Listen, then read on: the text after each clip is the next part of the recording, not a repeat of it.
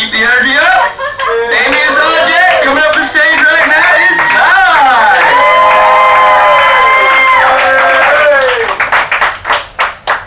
The last branch. So I'm out on the front porch watching the threatening thunderstorm. The wind begins to push on the screen panels. The ripped edges here and there begin to flap violently. And I think, I should get these screens replaced. I want to take care of this place because I really want to stay in this house. I still would rather be here than be someplace else that doesn't remind me of you.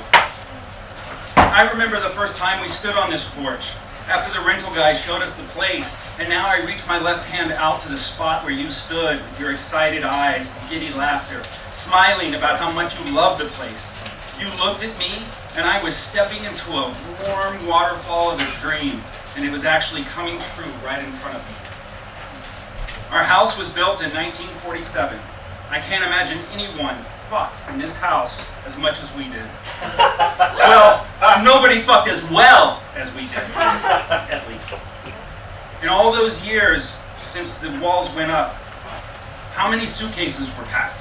How many U-Haul boxes were filled and shut with the sharp bark of packaging tape? How many people left one another out this door?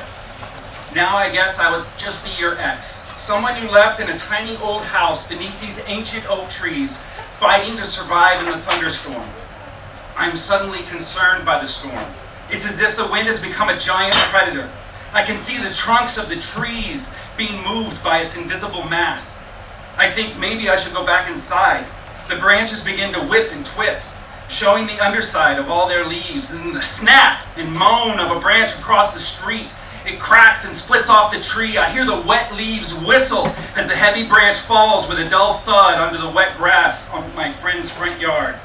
The felled branch is longer and higher off the ground than his gray pickup truck parked in the street. He was hit by a branch from the same tree about a year ago.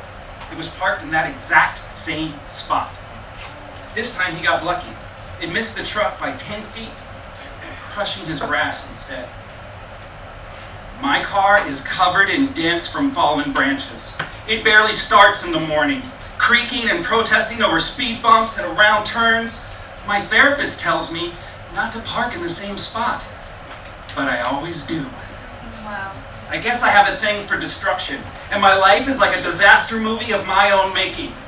But I'm not Bruce Willis, I'm not The Rock, I'm just some extra in a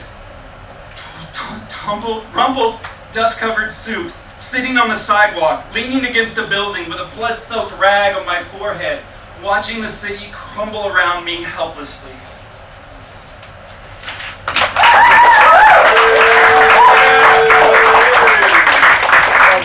Thank you.